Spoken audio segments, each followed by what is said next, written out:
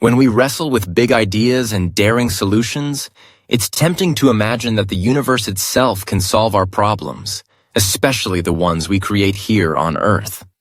Among the most persistent and perplexing is the challenge of nuclear waste. As we search for a silver bullet, a suggestion often surfaces. If nuclear waste is so dangerous, why not just launch it into space? At first glance, the idea is seductively simple.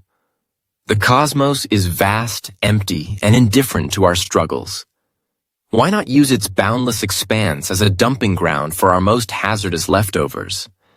But dig a little deeper, and what seems like a straightforward fix quickly unravels into a web of complexity, risk, and unintended consequences. To understand why, we first need to get clear on what nuclear waste actually means.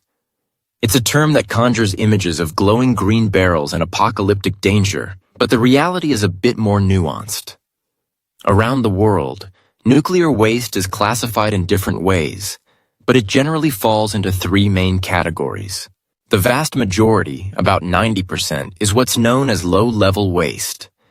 These are everyday items from nuclear facilities: protective gloves, filters, tools, even clothing. They've picked up trace amounts of radioactivity, but with standard precautions, they're manageable and safe to handle. They don't represent the nightmare scenario people often imagine. Next up is intermediate-level waste, which makes up about 7%.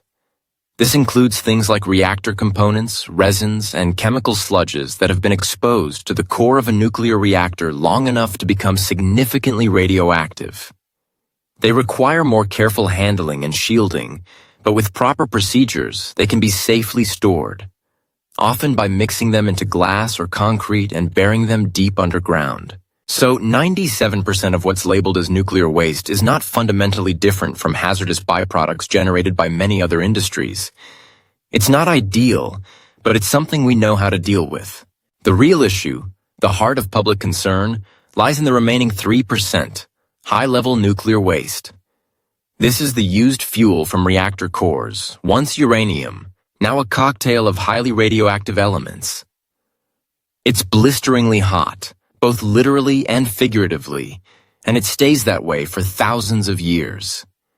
This is the material that sparks the imagination and the anxiety, and it's what people want to send rocketing into the void. Right now, there are about 440 active nuclear reactors worldwide, producing roughly 11,000 tons of high-level waste every year. Since the dawn of the nuclear age in 1954, humanity has accumulated an estimated 400,000 tons of this dangerous material. And for the most part, countries are just storing it, setting it aside for some future generation to deal with. Not exactly an inspiring or sustainable plan. So why not take the bold step and launch it all into space? After all, space is vast, empty, and nobody lives there. But as with many things, the devil is in the details. First, let's talk about cost. Space travel, even with recent advances, remains staggeringly expensive. Getting a single kilogram of anything into low Earth orbit costs, on average, around $4,000. For context, 1 kilogram of refined nuclear fuel only costs about $1,600 to produce in the first place. If you tried to launch the waste from just one nuclear reactor, you'd be looking at a bill of at least $100 million per year. Scale that up to all 440 reactors, and you're spending $44 billion annually, before you even consider the costs of collecting, transporting, and securing the waste prior to launch. Then there's the question of capacity. In 2021, humanity set a record with 135 rocket launches. Even if every single one was repurposed to carry nuclear waste, we'd only manage to launch about 800 tons into low Earth orbit, a fraction of what's produced each year, and nowhere near what's already in storage. To keep up, we'd need at least 14 times more launches, creating an entirely new industry solely for the purpose of getting rid of radioactive garbage. But let's say, for the sake of argument, that we find the money and build the rockets. Where do we send the waste? Low Earth orbit is already crowded with satellites and debris, and dumping barrels of nuclear material up there would create a nightmare for collision avoidance and debris management.